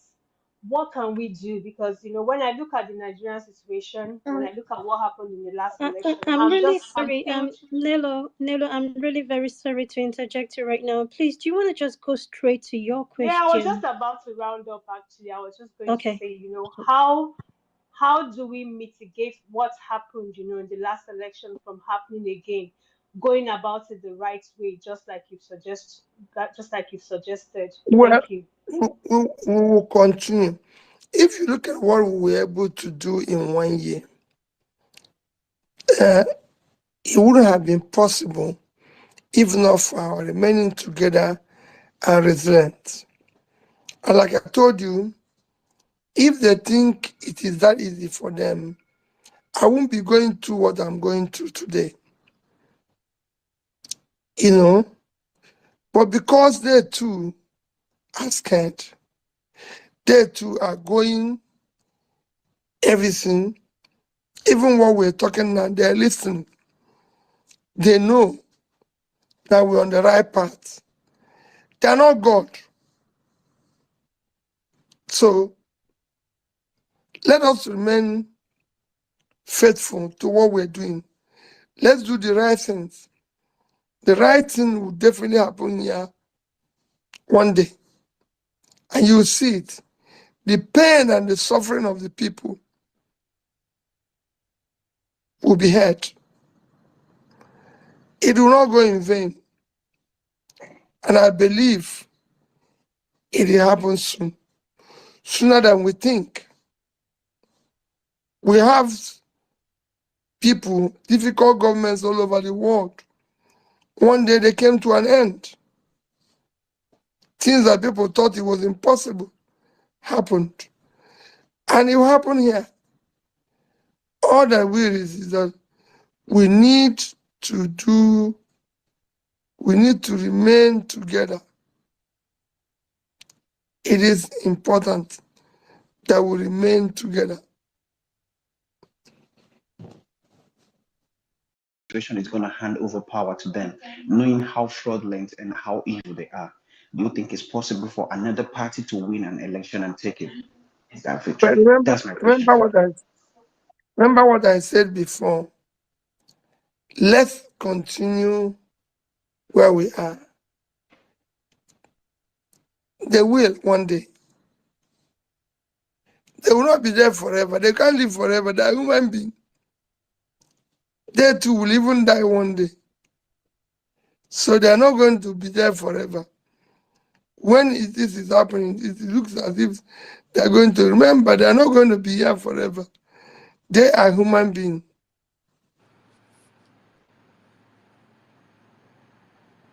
Okay, thank you, Your Excellency, for that very quick one. So, guys, we will be ending this space shortly, and so please, when I pass you the mic, do well to go straight to your questions. And for those sending me DMs, which I've not been able to respond to right now, my sincere apologies. There are tons of them right now, so please do well to DM Arewachik, Bolanle, or Parallel Facts. Thank you very much. So let's go over now to let's take Natalie Hussein. Hi, thank you very much. Can you hear me? Sure, go ahead. All right. Good evening, everyone. Good evening, sir. Thank you for having Yes, us. I'm listening. All right. So my question, you've answered a big part of my question already, from the questions the previous speakers just asked. But however, I'm going to ask it because in a way it's a bit different. So my question goes like this: considering the fact that most of the government institutions, which they have pointed out, have been compromised, I want to know, how do you advise we approach? So it's more about the approach now. How do you advise we approach the next elections? What do you think we need to do differently? And secondly, it looks like we're preparing for the next run. And I want you to please address the fact that many people are really disillusioned. We had people traveling. I remember for the first time, I did everything I could to get my voter's card, and even had to stay in a hotel just to vote. And things turned out the way they turned out. And a lot of people are disillusioned.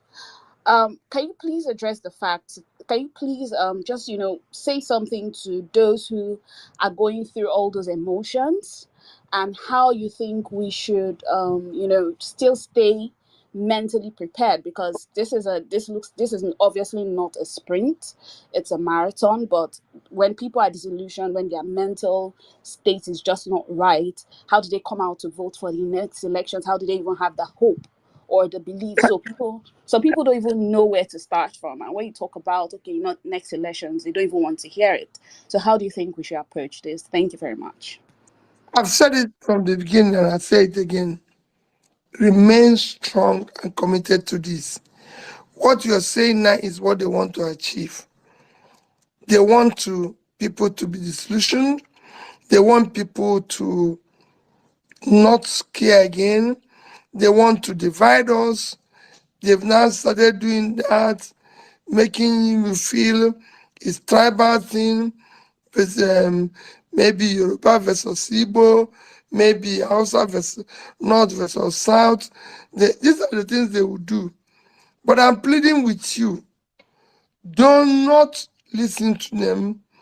The question you ask yourself, I, who is from Southwest, am I buying bread cheaper? Am I doing anything? Yes, there might be a few people who are benefiting. Those who benefited from the North, where are they? Where are they now that hunger has returned? Who are they? So these are questions to ask ourselves. So I'm begging you, do not listen to them. Let us stay together. If we stay together and do the right things, we will get there.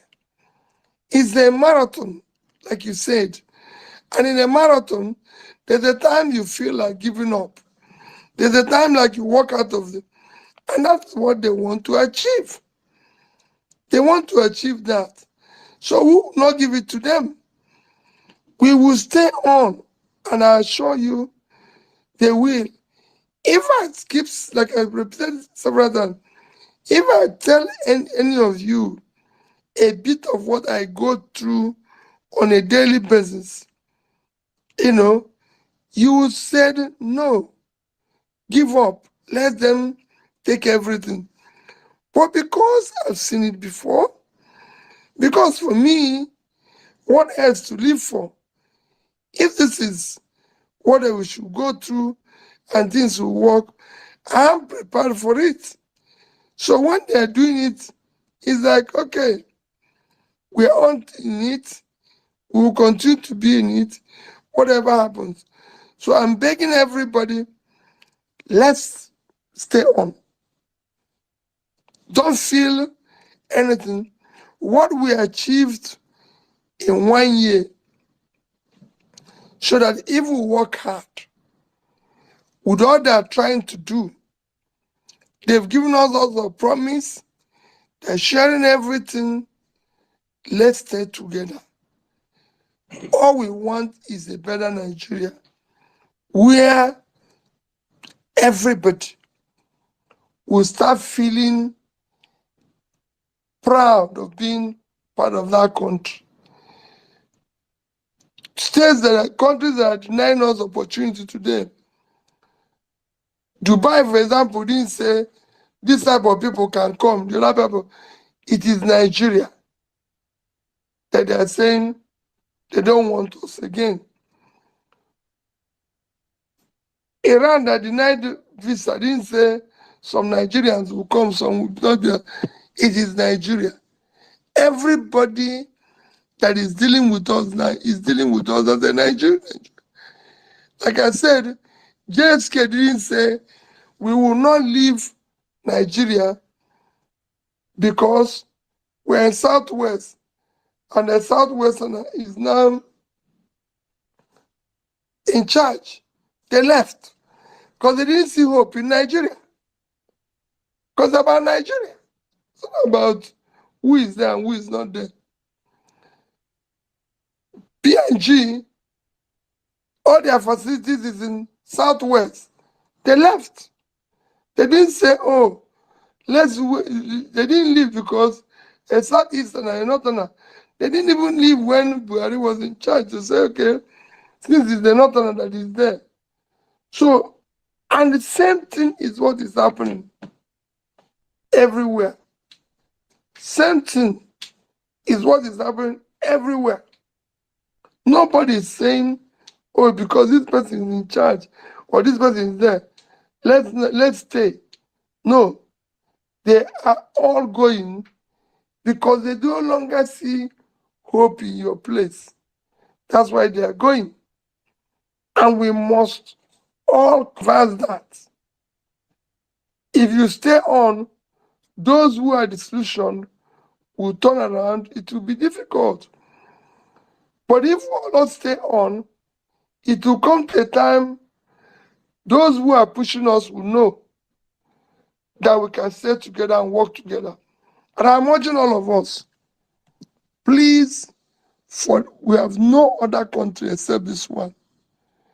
Let us stay together, no matter the differences we have, no matter a different background, ethnicity, religion, these are things they're using to confuse us.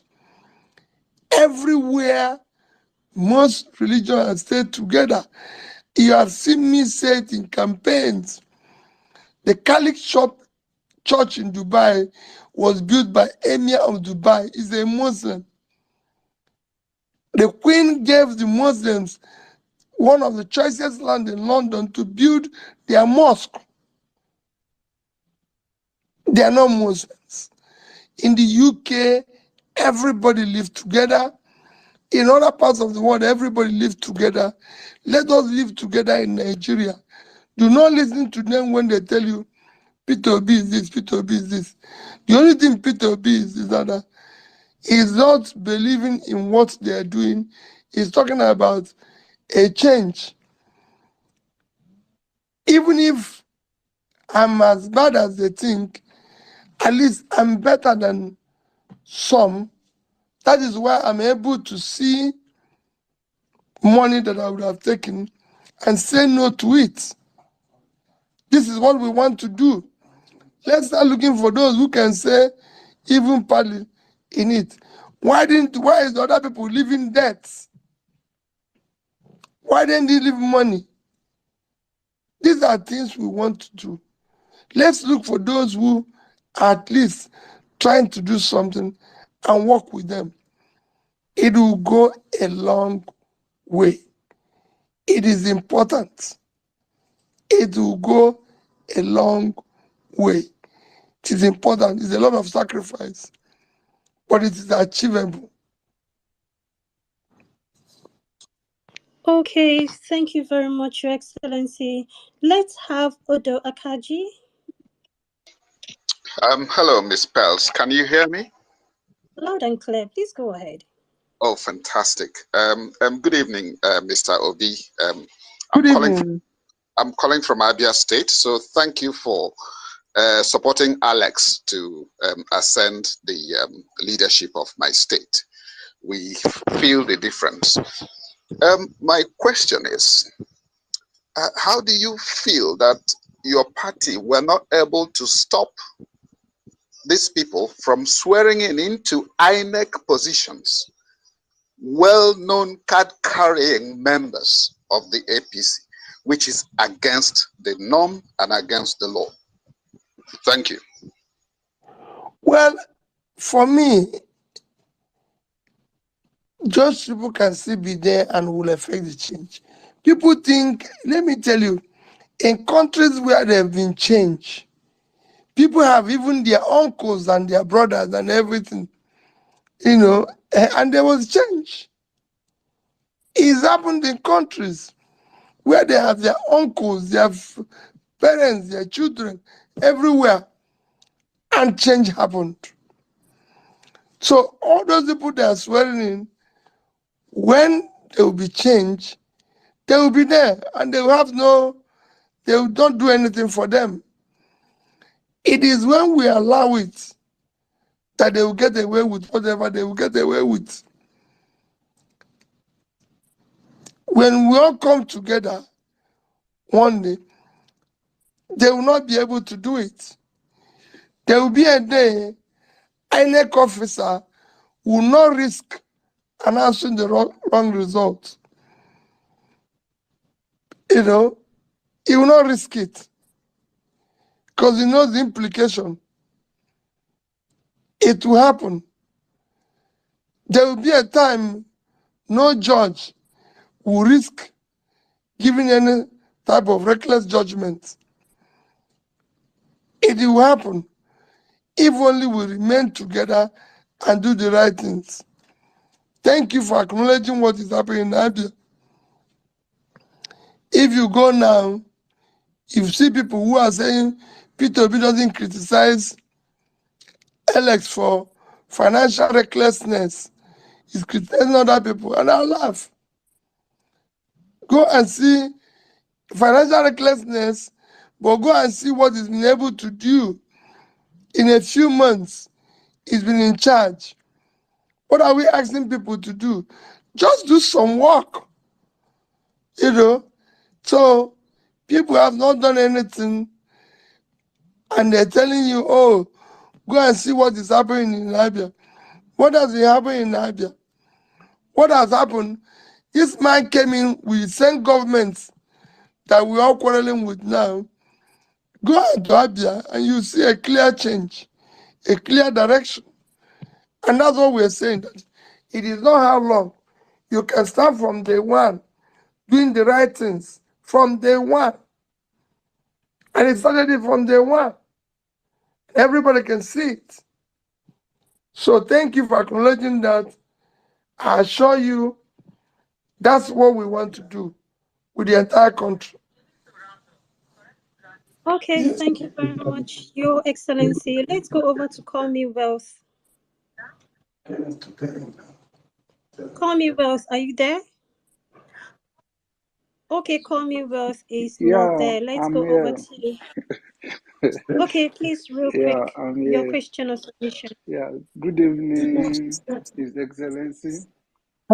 Thank you for always coming up to us. Thank you for giving us the voice. Thank you. Thank you for giving us the voice. Thank you for being the hope for the hopeless like us. One of the reasons why I stood my ground waiting for you is for me to have this kind of one-on-one conversation with you. I really want to appreciate you. Yeah, the question I want Thank to you. ask you is this, sir. You knowing Nigerian mandate was stolen, and you sleeping and waking up to see how those who stole our mandate are keep running the country to the ground. How do you feel? What is the hope of a common man like me? Like you said, living this country is not the solution. And it's really tiring and The hope, frustrating. How do you the feel hope we waking up have and is seeing to all this? Please. the hope we have is to continue to resist them, to continue to say no to all this. The hope we have is to continue saying no.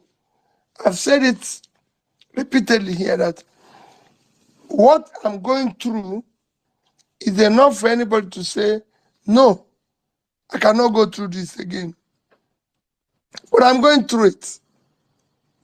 You know, I'm at a point where, like I've repeated it several times here, I'm at a point where you wake up one day and I'll not be there. But we must resist it. We must resist it.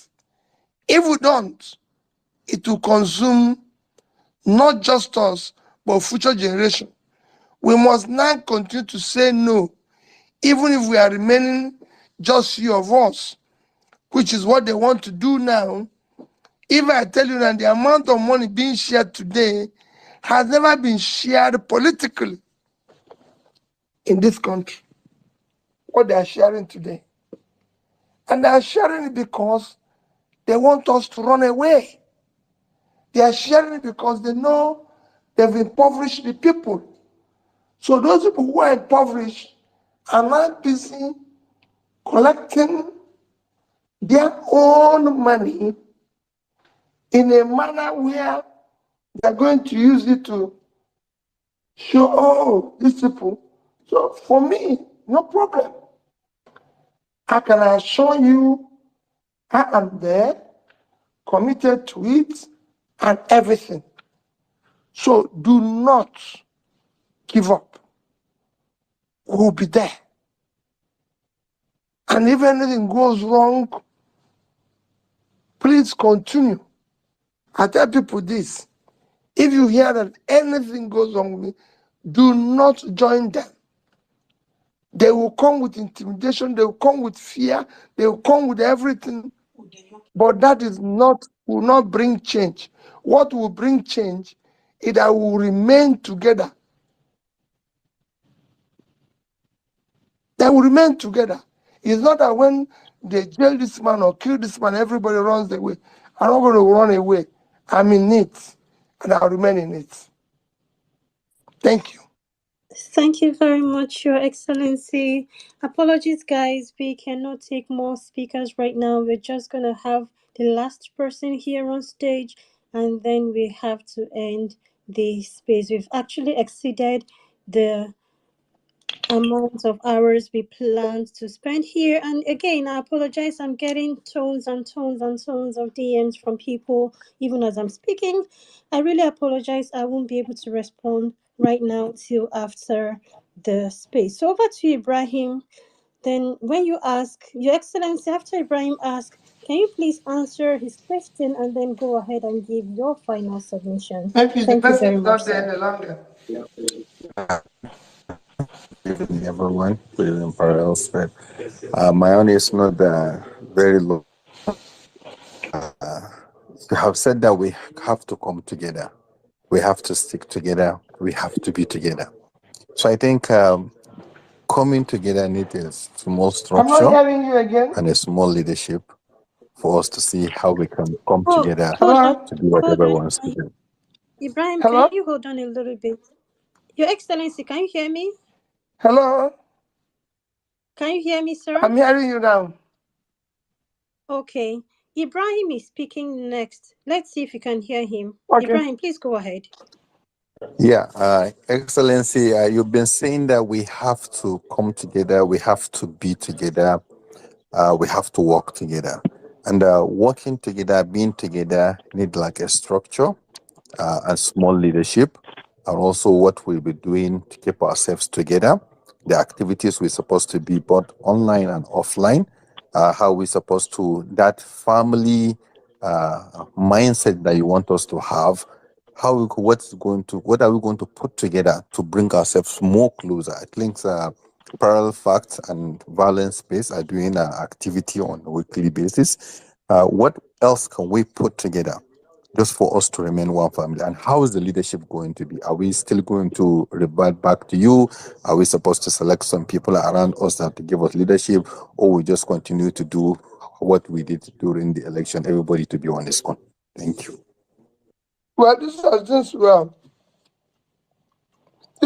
that we're going to talk about and work on going forward. We must find a way to remain together, work together, like I said. But this, what you said now, is like a suggestion on things we need to do going forward. We really need to start, finding ways of remaining together, engaged, but it will be something we must do if we must be able to achieve any result that will impact and achieve where we're going, because we have a purpose. It is that purpose that will keep us together. It is that have us to have a loose coordination, maybe people in different zones, in different areas, and everything. No, it wouldn't be just referring only to me. We have to have leadership that is coordinated so that we know we are working. But if we just came out of the election, we're going to do that. We're going to be working with Labour Party, because that is where we are. And then other people who believe in what they're doing, who are not our members, we have to find a way to accommodate everybody to be able to move. But it is not something I can say to you, this is the way, this night, or this way. These are things we have to, other people will come with their different ideas. Remember what I've always said, I don't know everything. Anybody who knows everything to me is an idiot. You learn, you listen to other people. I'm somebody who believes that a leader's job is to always learn, always listen. A leader must be a listener, he must be a learner, but he must be someone who is strong enough to know that you have to implement the right thing, do the right thing, stay on it, even when it's going to be a huge cost to you.